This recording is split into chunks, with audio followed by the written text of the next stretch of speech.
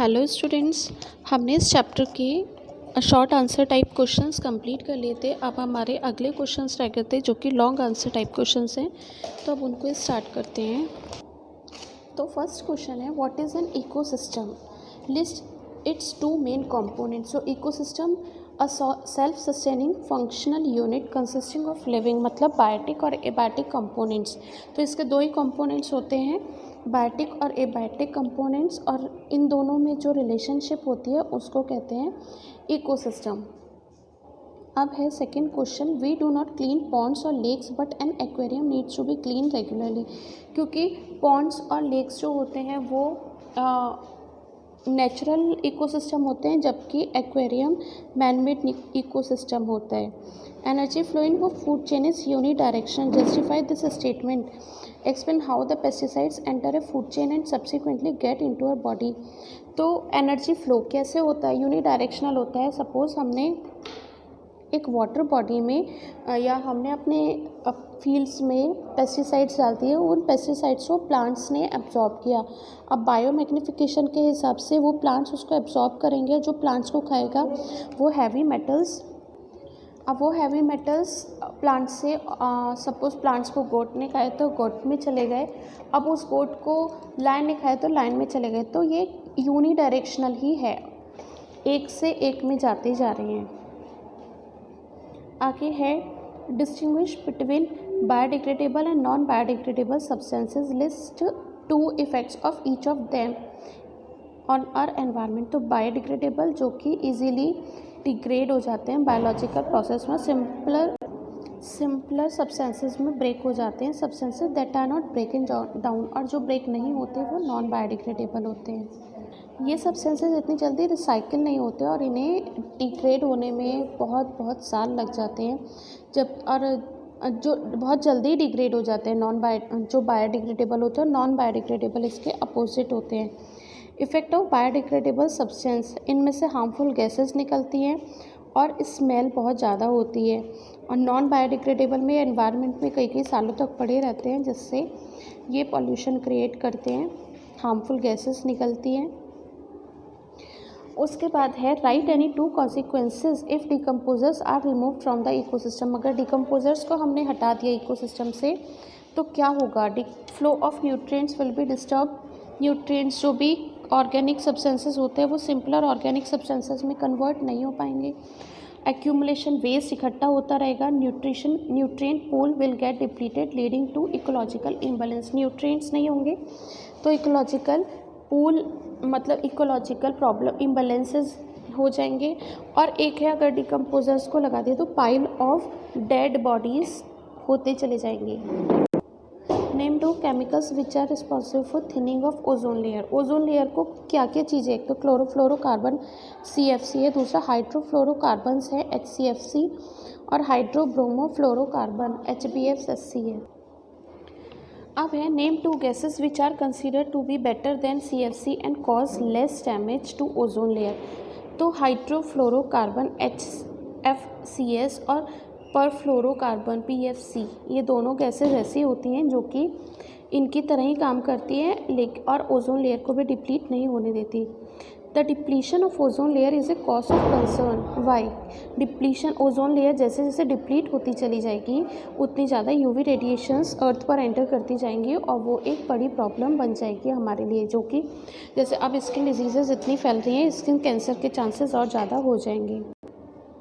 Non biodegradable materials do not break down by the action of microorganisms. Will there be any effect of heat and pressure if they remain buried under the land for a long time? अब जो non biodegradable substances होते हैं वो micro organism से नहीं break down होते हैं, और लेकिन अगर उनको हम अर्थ में बरी कर दें सॉइल में एक लंबे टाइम के लिए, तो वो जब लीच आउट होता है उसमें से केमिकल्स, तो वो सॉइल को पॉल्यूट करते हैं। And one trophic level, an average of 10% of the energy taken is turned into its own body and made available for the next level of consumer.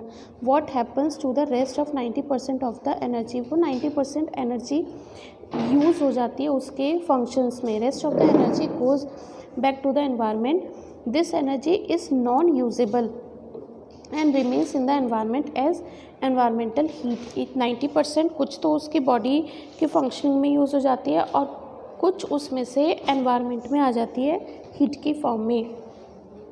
Distinguish between food chain and food web. Food chain इस straight chain होती है, जबकि food web एक bundle of many chains होता है। Eat food chain में who Yeats home, कौन किसको खा रहा है ये पता चलता है। फूड वेब में ऐसा नहीं होता। Food chain does not have any cross linkage, लेकिन फूड वेब में क्रॉस लिंकेज होती है। Though the kulhars are made up of clay which is an eco friendly substance but their use has been discontinued in the trains nowadays. क्यों? क्योंकि ये जो coolers बनते थे वो ऊपर सॉइल की अपर लेयर से बनते थे, जो कि बहुत ज़्यादा फर्टाइल होती थी। लेकिन जैसे जैसे हम इसको कूलर की डिमांड बढ़ती जा रही है, सॉइल की जो टॉप मोस्ट फर्टाइल लेयर है वो ख़त्म होती चली जा रही है, इसीलिए हमने इसको डिसकंटिन्यू कर दिया। दूसरा इसका रीज़न है कुल्हड़ ना तो रिसाइकल होते हैं ना ही रीयूज़ हो सकते हैं, और ये क्या करते हैं बहुत ज़्यादा सॉइल को वहाँ पर जहाँ भी रहते हैं इतनी जल्दी रिसाइकल होते नहीं हैं, तो वहाँ पर अल्टीमेटली वेस्ट प्रोडक्ट को ही बढ़ाते हैं।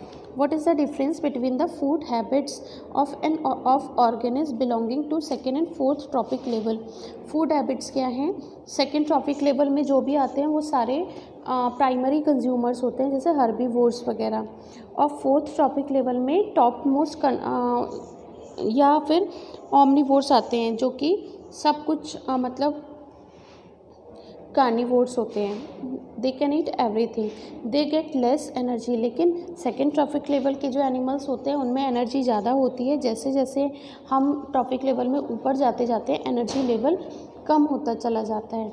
इन the food chain grass to deer to lion operation in a forest, what will happen if all the lions are remove. अगर सारे लायंस को ख़त्म कर दिया जाएगा तो क्या होगा? डियर का नंबर बढ़ता चला जाएगा और जिससे सॉइल इरोजन होने लगेगा उन्हें, which will result in less amount of grass. जब सॉइल का नंबर बढ़ेगा, जितना अगर लाइन सारे ख़त्म हो जाएंगे, डीएस का नंबर बढ़ जाएगा। डीएस के नंबर बढ़ने से उन्हें फूड की रिक्वायरमेंट ज़्यादा होगी, जिससे ग्रास की कमी हो जाएगी।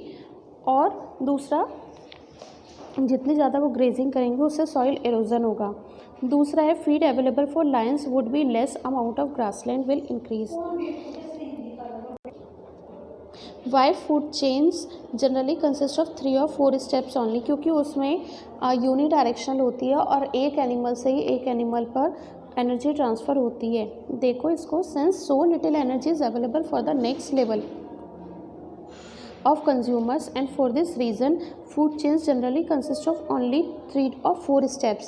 The loss of energy at each step is so great that very little usable energy remain after 4 trophic level. क्या कह रहे हैं इसमें? जैसे जैसे एनर्जी ट्रांसफ़र होती है तो फोर्थ या टॉप मोस्ट ट्रॉपिक लेवल में सबसे कम एनर्जी रह जाती है। अब है why is important improper disposal of waste, curse of environment. Improper हम वेस्ट डिस्पोज करेंगे, मतलब एक साइड हमने बायोडिग्रेडेबल कर लिया और उसी में डिग्रेडेबल कर लिया, एक में गीला और एक में ड्राई वेस्ट और एक में वेट वेस्ट कर दिया, तो क्या होगा? ये सब हार्मफुल होगा एनवायरनमेंट के लिए, प्रॉपरली डिकम्पोज नहीं हो सकता। Right the common food chain of a pond ecosystem. तो उसमें क्या होते हैं? एक्वेटिक, फाइटोप्लैंक्टन, ये क्वेश्चन आ जाता है। एक फाइटोप्लैंक्टन होता है, एक जू प्लैंक्टन होता है। फाइटोप्लैंक्टन बोलते हैं जो कि एक्वेटिक प्लांट्स होते हैं, जू प्लैंक्टन जो एक्वेटिक एनिमल्स होते हैं। एक्वेटिक मतलब जो पानी में रहने वाले प्लांट्स को फाइटोप्लैंक्टन कहते हैं, पानी में रहने वाले एनिमल्स को जू प्लैंक्टन बोलते हैं। स्मॉल फिश होती है, प्लांट एक्वेटिक प्लांट्स को स्मॉल फिश ने खाया, या स्मॉल एक्वेटिक एनिमल्स जैसे लार्वा या इंसेक्ट को, इनसे स्मॉल फिश को बिग फिश, और बिग फिश को हम कह सकते हैं बर्ड ने खाया, फिश को बर्ड भी खा सकती है। अच्छा, लेकिन यहाँ पे पॉन्ड का है तो यहाँ पे बिग फिश और स्मॉल फिश नहीं होगी, फिश होगी और फिश को बर्ड्स खा लेंगी। अगर ये रिवर का या सी का आ जाए तो उसमें स्मॉल फिश और बिग फिश आ जाएगा। What are the advantage of cloth bag over plastic bag? एक तो क्लॉथ बैग रीयूजेबल होता है, उसमें ज़्यादा चीज़ें हम रख सकते हैं, बायोडिग्रेडेबल होता है और रिसाइकिल भी हो सकता है, पॉल्यूशन क्रिएट नहीं करता। Why are crops field known as artificial ecosystem, क्योंकि उसमें मैन मेड ही होता है, हम अपने हिसाब से वहाँ पे मैनिपुलेशन करते हैं और अपने हिसाब से वहाँ पर सारी ग्रोथ करते हैं क्रॉप्स की। Differentiate between biodegradable and non biodegradable substances, तो बायोडिग्रेडेबल जो इजीली डिग्रेड हो जाते हैं और नॉन बायोडिग्रेडेबल जो इजीली नहीं मतलब बहुत मुश्किल से डिग्रेड होते हैं और ये एनवायरनमेंट को ज़्यादा पॉल्यूट करते हैं। Explain the role of decomposers in the environment, decomposers का क्या रोल है एनवायरनमेंट में। ये जो कॉम्प्लेक्स ऑर्गेनिक मॉलिक्यूल्स हैं उनको सिंपलेस्ट ऑर्गेनिक मॉलिक्यूल्स में कन्वर्ट करके एनवायरनमेंट में सब चीज़ों का बैलेंस बनाकर रखते हैं। We do not clean ponds और lakes but the an aquarium, ये हमने अभी ऊपर पीछे पढ़ा ही था question. Indicate the flow of energy in an ecosystem, why is it unidirectional, क्यों होती है यूनिडायरेक्शनल। एनर्जी फ्लो का क्या सिनेरियो होता है, सन से एनर्जी आती है प्रोड्यूसर्स में, प्रोड्यूसर से आती है हर्बीवोर्स में, हर्बीवोर्स से कार्निवोर्स में। Since the flow is progressively, मतलब एक एनिमल से दूसरे एनिमल में एनर्जी ट्रांसफ़र होती है, इसलिए it is unidirectional. What are decomposers, जो डिकम्पोज कर देते हैं, कंपोज मतलब बनाना, डिकम्पोज मतलब तोड़ना, जो भी कॉम्प्लेक्स ऑर्गेनिक मॉलिक्यूल्स को तोड़ देते हैं उन्हें डिकम्पोजर्स बोलते हैं। What will be the consequences of their absence in the ecosystem, तो पाइल ऑफ एनिमल्स बढ़ता चला जाएगा, जितने भी वेस्ट है वो इकट्ठा होता चला जाएगा, क्योंकि वेस्ट को डिग्रेड करने का काम डिकम्पोजर्स का ही होता है। What are the by products of fertilizers industries, how do they affect the environment, तो बाय प्रोडक्ट कौन कौन से होते हैं, एक तो सल्फर डाइऑक्साइड, नाइट्रोजन ऑक्साइड, ये एयर पॉल्यूशन, सॉइल पॉल्यूशन सब करते हैं। वाटर पॉल्यूशन, इससे क्या होती है, एयर पॉल्यूशन से एसिड रेन होती है, जो एसिड रेन से वो वाटर को के मीडियम को एसिडिक करती है, जिससे कि एनिमल्स जो उस जहाँ भी वो पानी जाता है एसिड रेन का एसिडिक वाटर, वो जहाँ भी जाएगा वहाँ के एनिमल्स को और प्लांट्स में जाता है तो उन सबको हार्म पहुँचाता है। Explain some harmful effects of agricultural practice on the environment, excessive use of fertilizers, जहाँ हार्मफुल इफ़ेक्ट्स क्या क्या हैं। अगर हम फर्टिलाइज़र्स का बहुत ज़्यादा यूज़ करते हैं तो उससे हमारी सॉइल की फर्टिलिटी ख़त्म होती चली जाती है, जितने भी यूज़फुल बैक्टीरियाज होते हैं वो ख़त्म हो जाते हैं। अगर हम नॉन बायोडिग्रेडेबल थिंग्स का यूज़ करते हैं तो वो एक्यूमुलेट होती रहती है, इकट्ठी होती रहेगी, जिससे बायोमैग्निफिकेशन हो जाता है। Cropping, extensive cropping causes loss of soil fertility, इसीलिए हम क्या करते हैं, क्रॉप रोटेशन करते हैं। Excess use of ground water for agriculture lowers the water table, अगर हम ग्राउंड वाटर का बहुत ज़्यादा यूज़ करते हैं तो वाटर लेवल डाउन हो जाता है। नेचुरल इकोसिस्टम भी डैमेज होता है, जो एनिमल्स रहते हैं उनकी भी डेथ होती है। What is an ecosystem, list it's 2 components, ये तो हम पढ़ चुके हैं। तो इसके बाद हमारा ये चैप्टर कंप्लीट हो गया, इसके बाद हम अब दूसरे चैप्टर की तैयारी करेंगे। उससे पहले इसकी सारी वीडियोस को, इस चैप्टर की सारी वीडियोस को एक बारी पढ़ लेना। चैप्टर बहुत इजी है, लेकिन अगर इसे ढंग से पढ़ा जाएगा तो इस चैप्टर से हम कोई से भी क्वेश्चंस आएँ वो कर सकते हैं। सिर्फ इजी समझने से नहीं होता कुछ भी, जब तक उसको पढ़ा नहीं जाएगा तब तक वो चैप्टर हमारे लिए डिफ़िकल्ट ही रहता है। ठीक है, चलिए पढ़ते रहिए, कीप स्टडिंग, बाय बाय।